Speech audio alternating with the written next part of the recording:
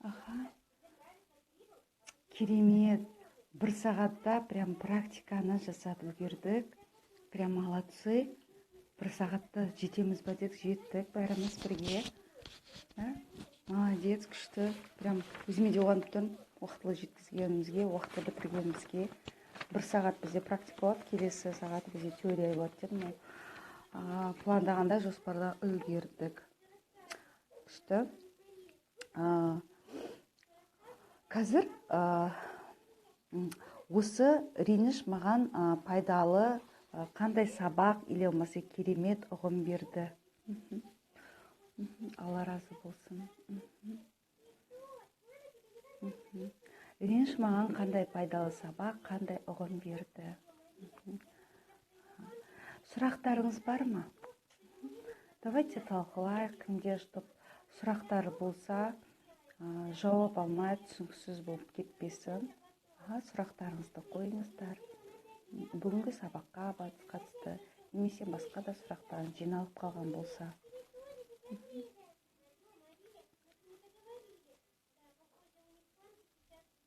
Бір 10-15 минут не жүргіземіз, сосын аяқтаймыз, я?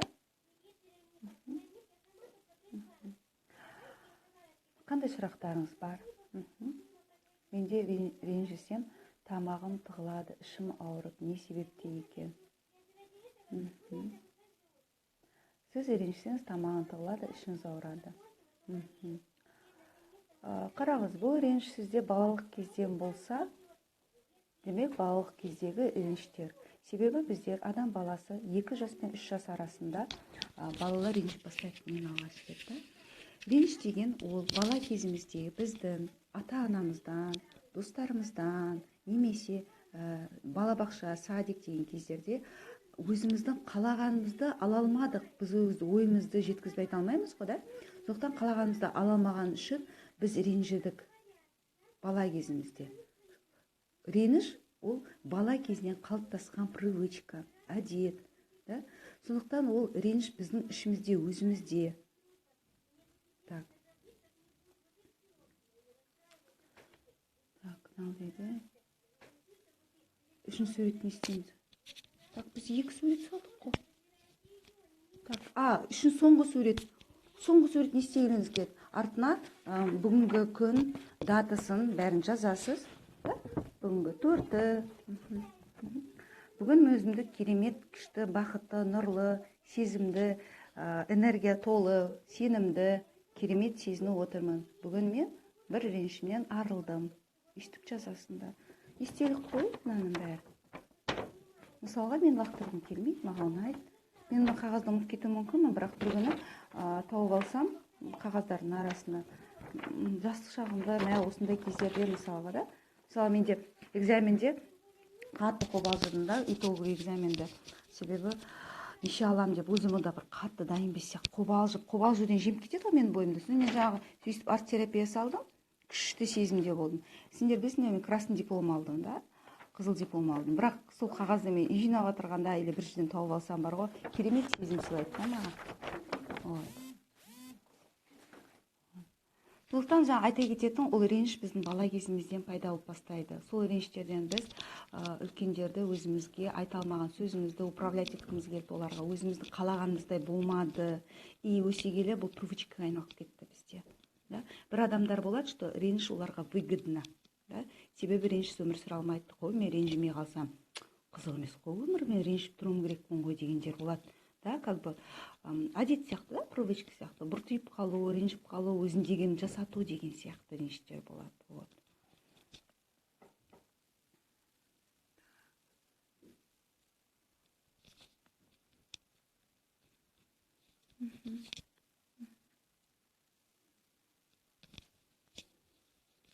Біз жаңа өзімізге деген ренішпен жұмыс жасадық, да? Тамағымда бар сияқты, мен жатырымда деп едім. Жатырыңызда жаңа сіз өзіңізбен бірге реніш жасадыңыз. Ертең басқа біреулерге жасаймыз реніштерді. Бірінші адам өзін кешіру керек. Үлкен реніш, да? Так. Оям кеткен ғой. Қазір данный момент тамағыңыз ашып отырса, демек сіз жаңағы берілген суреттерді толық дұрыс салмадыңыз. Жаңағы картинкаңызға қараңыз. Жаңағы салған өзіңіздің үшінші салған суретіңізге қараңыз. И осының бетіне соны салыңыз. Суретіңіз ішіне салыңыз, соның бетіне салып жіберіңіз. Бір жерге салып жіберіңіз. Мынау менде күн, ағаштар, да? Мынау көбелектің балапандары ұшып жүрген. Бұлт салым деген жоқ, аспан ашық болсын. Бір жерге салып жіберіңіз суретін бір жеріне. Қараңыз, соны салыңыз, не нәрсеге ұқсайды, салыңыз. И міндетті түрде оны трансформация етіңіз. Не нәрсе қылып жібересіз. Тал, ағаш, бұта, көбелек, гүлдер, да? Вот. Обязательно. Хорошо, Айгүл. Себебі оны қалдырмау керек. Қазір қалдыруға болмайды. Сынып кетпей тұрғаныңызға, денеңізге. Так. Мен жалпы ренжуді қойдым. Тамаша, я. Өте хорошо. Ренжді қою, я. Уже адамның есейгісі келіп отырған белгісі. Пока сендер реніштерден арылғыңыз келеді, уже сіз есейіп отырған белгісі. Оған арнайы дәптер бастаймыз ба, әлде чернек жазамыз ба? Жалпы мен кез келген сабақ эфир болған кезде өзім дәптерім болған жақсы көрем. Мысалы, бұл арт терапияға, мынау осындай сабаққа, чтобы ана іштерінен тауып алмау үшін сізге қалай ыңғайлы қараңыз. Сосын мында қағаздарды жазғым келмейді, мына қағаздар жоғалып қалады, ал менің қанша уақытым бір қатысып жүрген, да? Сондықтан желательно дәптерге немесе мынандайлардың арасы түсіп қалмайды, жыртылмайды, блокноттардың іштерінде тұрып жазып қоямын. Обязательно дәптер болған жақсы. Черновик керек емес. Черновик мынандай сурет салатын кезде мынандайлар болады, жыртамыз, кейін лақтырамыз, да? Біздің ақ қағазымыздың ішінде, дәптеріміздің ішінде тұрмасын. Так, менің сұрағым жауап беріңізші дейді. Так. Дальше. Так. Неге негатив естем, анағыдай ішім ашиды. Потому что ол негативті, Гүлзира, сіз қорытуыңыз керексіз. Негатив естеңіз, манағыдай ішім ашиды. Проработка жасамағансыз. Понимаете, да? Енді орын жаңа шығардық қой, негатив кетті ғой. Енді ашылмайды сіздің ішіңіз. Біздер реніш жағдайда көбінесе не істейміз? Реніштен құтылу үшін. Естігіміз келмейді, көріңіз келмейді, сезіміңіз айтпа, құрсын. Қой, айтпа, жаман болып кеттім, айтпа дейміз. Ана ішімізде жаңа мананда смайликтер шықпайды ғой. Біз сезінуіміз керек, біз денемізбен. Я, маған жаман шық. Мне плохо. Бүгін сізді алдап кетті, ренжітіп кетті. Жатыңыз. Жағымсыз күйде. Ешкім сөзсін. Біз қой көңілімізді көтерек, сотқа қарайық, кино қарайық, қонаққа барайық. Бүгін екем. Отырыңыз. Жылағыңыз келіп, жылаңыз. Үйдің тазалап, кілемдердің бәрін қағып, бойымызда жыны шығарып алыңыз. И аны кетеді. Понятно, да? Вот. Не ғырлым сендер, айтпа деген соны сіздің ішіңізде. Оны шығару үшін мынандай көру керек, сезіну керек. Сен осындайсың ба? Деген сияқты, да? Вот. Жаңа шығардық. Көрдіңіздер ғой, да, бетке қарай шығардық. Сезіндік, жағымсыз сезімдер көтеріліп кетті. Не үшін? Бойымыздан шығу үшін полностью олар сезіліп шығады. Қош бол, мәңгі қош бол деп қош жасамыз. Вот. Обязательно шығару керек. Так.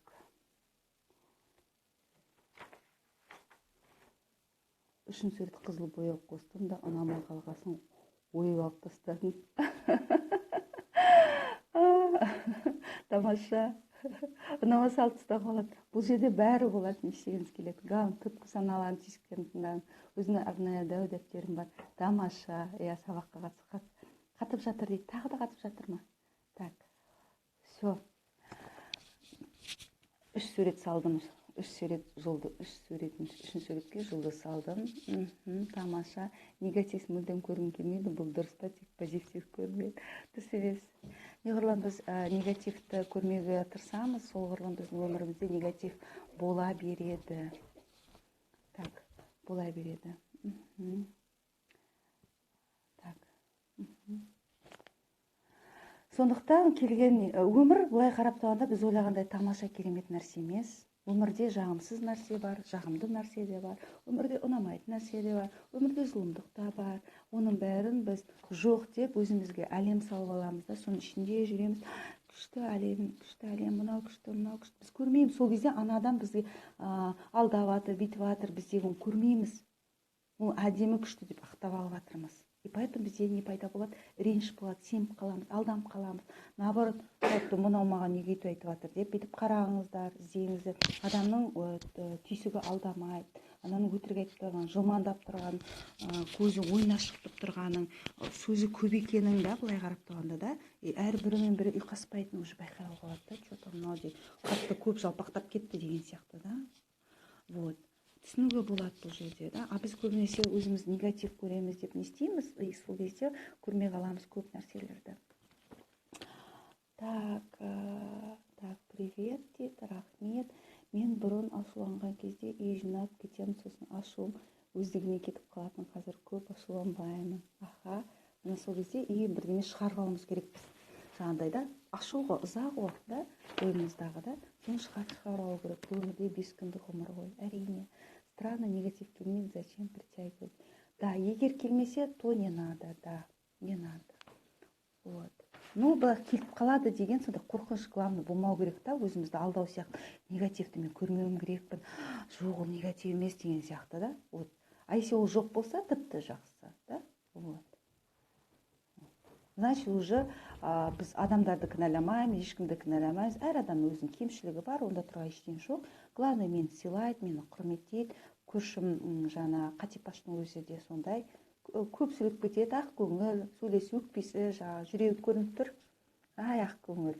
Бірақ маған дым жамандығы жоқ. Да, зато я ее люблю такой, да? Вот.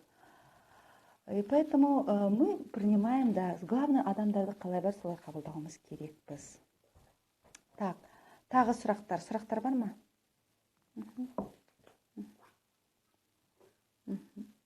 Хорошо, жылау керек. Біз адамбыз ғой, ашулансам бақыр жылау. Да, біз адамбыз. Біз періште емес, біз құдай емес, біз да жаңа отыратындай, да, мен ақылдым, мен ешқашан жыланбаймын, мен жыламаймын, да, мен күшті, бүйтіп отырмаймын. Біз адамбыз ғой, біз сүйеміз, ғашық боламыз, сағынамыз, іздейміз, ренжиміз, ашуланамыз, да.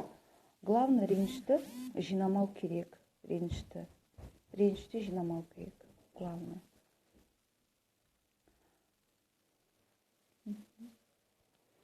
Так, хорошо. Тағы сұрақтарыңыз бар ма?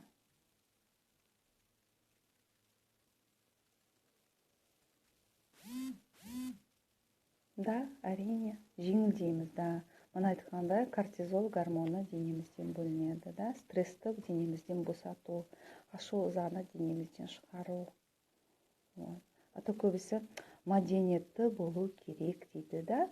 И ішінде бәрін ұстап қалады. Мына мәдениетте не деген бар? Жоқ, жылау детский понятие емес. Жылау керек. Жылай алмайтын адамдар да бар.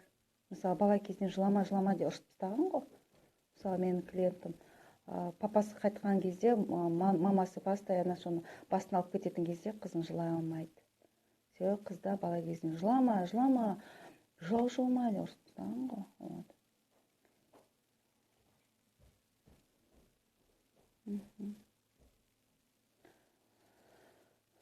Жылау детский понятие емес. Бұрынғы тастап кеткен жігітке реніш болуы мүмкін бе? Әрине, болуы мүмкін. Сол жігітті қарым-қатынаста міндетті түрде күйеуге шықпас бұрын тезірек сол қарым-қатынастағы ең бізді ренжітіп кеткен, даже общаться етіп сөйлесіп жүрген жігіттерімізде болса, міндетті түрде олармен кешіру техникасын жұмыстану керек. Себебі біз кешіру техникасын жұмыстанбай, бізге өмірімізде ренжітетін күйеу тап болады. Вот. Қараңыздар да, қалай жұмыс жасайды, әсер етеді. Так, ауру адамдар бар жан-жағымызда кім мәдениетті, сонымен жау.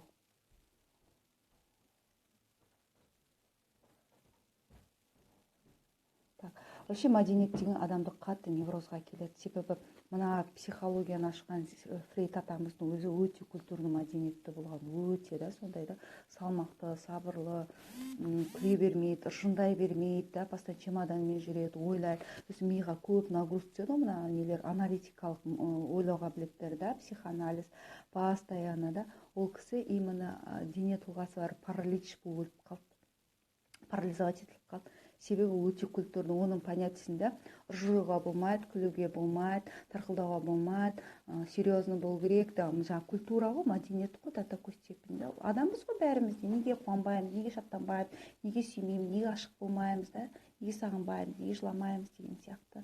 Вот. Сондықтан мәдениет, жаңа культура адамды қатты стресске тез түсіреді екен.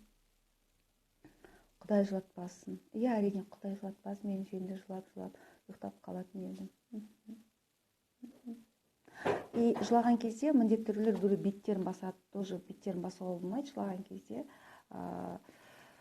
Жылаған кезде прям терең демалып отырып жылау керек. Ішімізде жаңа келген жағымсыз, да, не істеу керек, шығып отыру. Сосын мұрнымыздан сімбіріп, аузымыздан фу деп қақырып отыру. Жағымсыз нәрсенің бәрі шығып кету керек. Бізде деп тұрып жылаймыз, ары қарай анау көлік көтеріледі, сосын ары қарай қайттан кетеді. Сондықтан жылаған кезде міндетті түрде солай жылап тастасаңыздар, қайтадан сол есіңізге түскенде жылай бермейсіңдер. Вот. То есть жылауды да дұрыстап аяқтау керек екен. Әр нәрсені, проблеманы шешкен кезде біз жылап отырып қой да, арылғымыз келіп, сол кезде дұрыстап жылап арылу керек. Көп жүру бұл сүймет. Әрине, қоғамымға ренішімді алып қалдым. Күреске керек. Выгодно. Так. Біреулер қорқады әлсіз болудан. Қорқудың еш қажеті жоқ. Аллаға сенсек, Алла өзі бізді қорғайды, өзі бізді сақтайды. Ол күшті сенім Аллаға деген. Себебі үйрену керек, қайда жүрсе де аманат Алла дейді. Вот. Себебі біз өзімізді аманатқа Аллаға сенеміз. Ол бізді жаратты, және біздің керегімізге, мұқтаждығымызға өзі көмектесіп, өзі бізге жар болсын деп. Вот. Қайда жүрсен де, былай қорқу, былай қарап тұрған кезде, да, бұл да бір жақсы процесс. То есть қорқу туралы ренішімізді аяқтап болсақ, осы парақшада уже жүреді, тоже тегін, бірақ қазір емес, реніштерімізден бірінші арыла аламыз, ешқайда ашықпаймыз.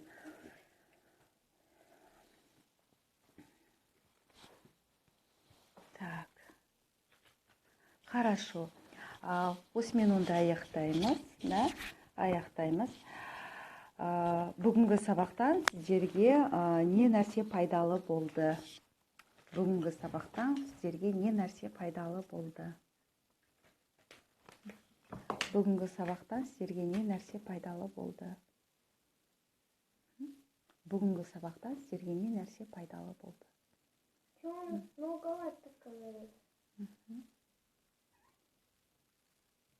Бүгінгі сабақтан сіздерге не пайдалы болды? Мама, ты говори.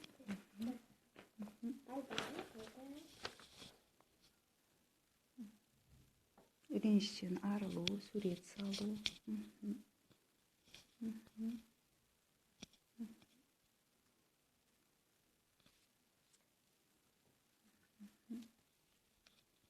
Реніштен құтылу, жеңілдеп қалдым.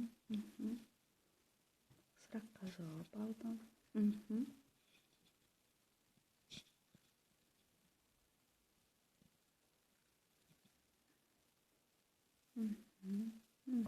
Сурет салу пайдалы болды.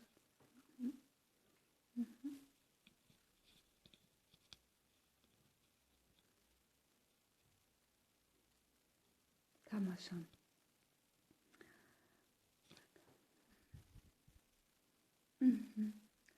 Арт-терапия туралы мағлұмат алдым дейді.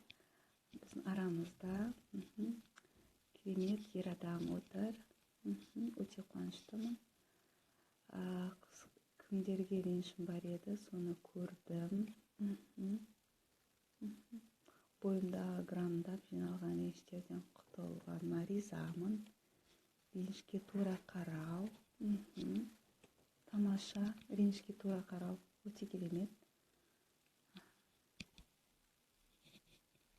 Реніштен арылғаннан кейін өмірлерің күшті болып өзгереді. егер өзгермейді десеңіз, мен сендерге өзімнің пысық мұрнымды кесіп бере аламын. Реніштерден арылсаңыз, өмірің күшті өзгереді.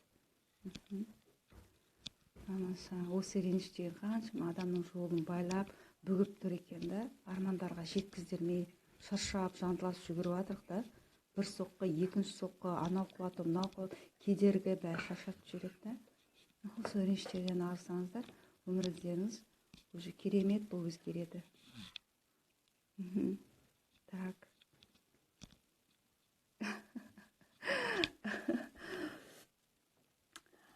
Прям гитарамен өлең айтқым келіп отыр, бірақ этот не, аспапты ойнай алмаймын. Жаман екен.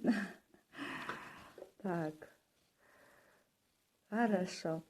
Ертең кездесеміз осында эфирде, хорошо? Ертең сөйлеп саламыз.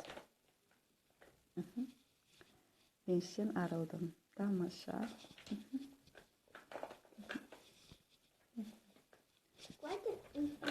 Так. Жақсы, қымбатларым менің, сау саламатты болайық. Ертең осындай уақытта ертең тағы кездесеміз. Ары қарай жұмыстанамыз. Сау болыңыздар.